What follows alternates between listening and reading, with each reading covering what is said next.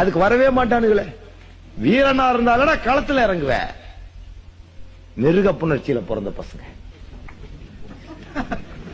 இதுக்கு அவன் கேஸ் போட்டா அருமையான எவிடன்ஸ் கூட ப்ரொடியூஸ் பண்ணிடுவேன். இல்ல இதே நம்ம சொல்லிட்ட முழுக்க முழுக்க மார்க்க நிகழ்ச்சின்னு அப்புறம் என்னத்துக்கடா உட்காந்து ஷார்ட் ஹேண்ட் எழுதுற? சங்கராச்சாரியருக்கு நீ எழுதிருக்கணும்லடா. என்ன எனக்கு ஒரு சட்டம் அவனுக்கு ஒரு சட்டம். இப்ப நான் இவனை தூக்கி செருப்புல அடிச்சேன்னு வச்சுக்கோ, கார்ல விட்டு ஏத்தி அடிச்சேன்னு வச்சுக்கோ, கேஸ் கிடையாது. ஏன்னா இவன் வந்தது அன்அபிஷியல் ட்ரிப். சூப்பர் இடியட்ஸ்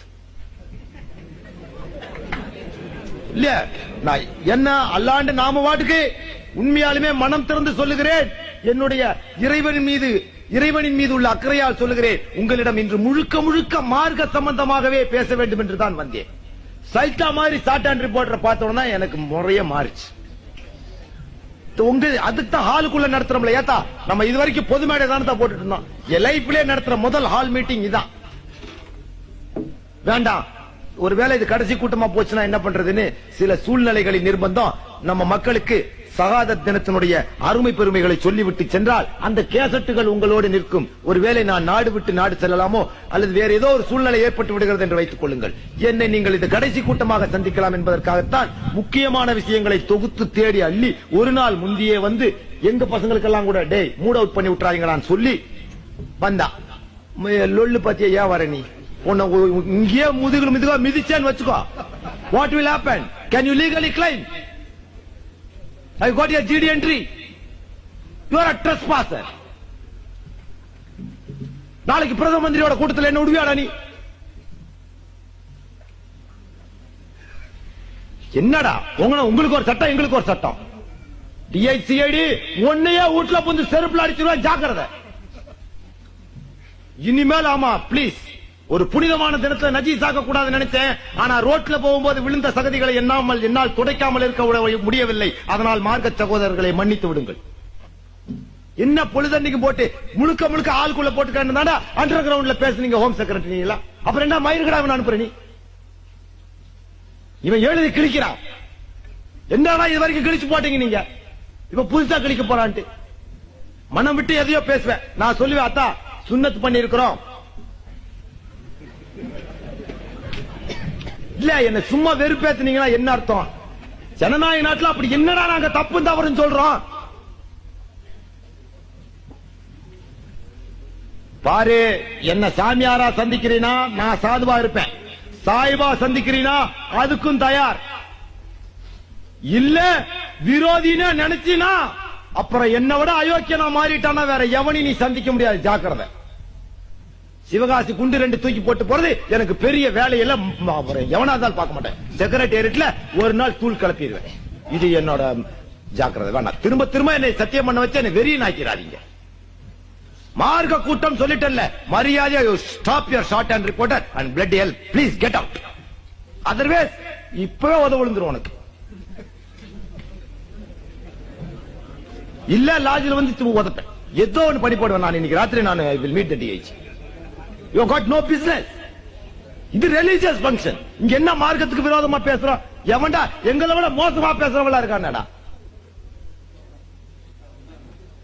கேட்டா என்ன சொல்லுவான்? ஒரு கிரிமினல் ரிப்போர்ட்டரே தப்பிச்சு வந்துட்டான், அவனை தொலாவிங்க வந்தோமா. அதுக்கு நோட்டு புத்தகத்துக்கு எடுத்துட்டு வந்த. நோட்டு புத்தகத்தை வச்சுட்டா தொலா வரதா?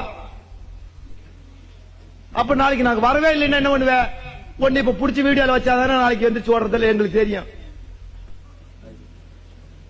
அண்டர்ஸ்டாண்டிங் ஜென்டில்மேன் அக்ரிமெண்ட்ரா. நான் சங்கராச்சாரியார் நினைச்சிட்டு இருக்கிற காணா போறதுக்கு. Bold and brave Palani Baba பேசுகிறார், வீர உரை நிகழ்த்துகிறான்னு அச்சடிச்சு ஒட்டிட்டுலடா வாரா. எங்க இருக்கிறாருன்னே தெரியாம ஒளிஞ்சுக்கிட்டா இருக்கிறான். மானங்கட்டவனே. ஹோம் செக்ரட்டரி இந்த மாதிரி எல்லாம் பண்ணினா அப்புறம் நாளைக்கு நான் உண்மையை சொல்லி போடுவாங்க. பாத்துக்கோ, நாளைக்கு உன் புள்ளையே திடீர்னு இஸ்லாம் ஆக்கி போடுவேன். இல்லன்னா நானே இழுத்துட்டு போய் லவ் மேரேஜ் பண்ணாலும் பண்ணிடுவேன். ஆமா, பிறகு எனக்கு வேற வழி இல்லைன்னு என்ன பண்ண முடியும்? சும்மா அவனுங்களை என்னால ஒண்ணு வன்முறையை பண்ணணும்னா நீங்க விட மாட்டீங்க. Religious function general agreement is agreement, gentleman agreement. போன் லோன் சொல்றது நேர் லோன் செய்யறது லொல்லு தானடா உங்களுக்கு எல்லாம். முனாஃபிக்கின் சொன்னா வாக்கு கொடுத்தா அந்த வாக்குல இருந்து மாறக்கூடாதுடா. நான்லாம் செத்தாலே வாக்கு கொடுத்தா வாக்க மீறி என்னைக்காச்சும் ஒரு கூட்டமா ரத்து செய்யறதானா முடியுதா? ஏன் உங்களுக்கு இவ்வளோ what what? No, don't irritate me. This must be a last thing. இனி ஒரு முறை அதெல்லாம் நடந்துச்சுன்னா அவ்வளவுதான். நெசமா ஹோம் செக்ரட்டரி அப்புறமா பாத்துக்க. நடக்கிறதே வேற 2 வேலை 3 வேலை நான் பிடிச்சி அடிச்ச ஓடுவேன். அப்புறம் ஹைகோர்ட் ஜட்ஜா இருந்தாலும் பார்க்க மாட்டேன். நான் வெறியனா மாறுறதுக்குள்ள நீங்க பேசாம உங்களோட ஏன்டா இதெல்லாம் உங்களுக்கு என்னடா வரப்போகுது? நாளைக்கு நான் எம்ஜிஆர் சமாதானமா போயிட்டு உங்க கை என்னடா? நீ ஹோம் செக்ரட்டரியா இருக்க முடியுமா? டிஐசிஐடி இருக்க முடியுமா? இருக்க முடியுமாடா? நாளைக்கே எம்ஜிஆர் நான் சமாதானமா போயிடுறேன்னு வச்சுக்கோ. அவன் என் மார்க்க விரோதிங்கிற ஒரே காரணத்திற்காகத்தான் நான் இன்னைக்கு தலை வணங்கி போயிட்டு இருக்கேன். நாய் பேய் நீ எல்லாம் பேசுறடா. என் மார்க்க மாத்திரம் எனக்கு அனுமதி கொடுத்திருந்துச்சுன்னா இந்த நாயெல்லாம் உள்ள விட்டுருக்க வேண்டிய ஒரு சூழ்நிலைக்கு இல்ல பார். இப்ப கூட நான் ராஜீவ் காந்தி கூட ஃப்ரெண்டா போயிட முடியாது. முஸ்லிம் மகளிர் மசோதால 1000 இந்துக்கள் எதிர்த்த போதும் எங்களுக்கு ஒரு தீர்ப்பை வழங்கிய நல்லவனே வா என்று நான் கைகோத்துட்டு போக முடியும்டா. ஆனா ஊழல் பண்ணிட்டான் அது இதுன்னு சொல்றதுனால தானே பயமா இருக்கு. எவனி மனுஷனை நம்ப முடியல இல்லீங்களா? ஜகத்குருவன் நம்பனா ஜனாதிபதி மூஞ்சில கறியை பூசிட்டு 3 நாள் ஓடி போயிட்டான். அதனால நம்ம அரசியல் கலப்படம் இல்லாம நாம பாட்டுக்கு நம்ம வேலையை பார்த்துட்டு போறோம். கருணாநிதியாக இருந்தாலும் சரி, யாரா இருந்தாலும் சரி, எங்க மார்க்கத்துக்கு ஆதரவு கொடுத்தால் அவர்களை தோளோடு தோள் நின்று காப்பாற்றுவோம். எங்களை மார்க்கத்துக்கு எதிர்த்தினா எத்தனையோ லட்சம் எதிரிகளில் உங்களையும் சேர்த்து எதிர்ப்போம்.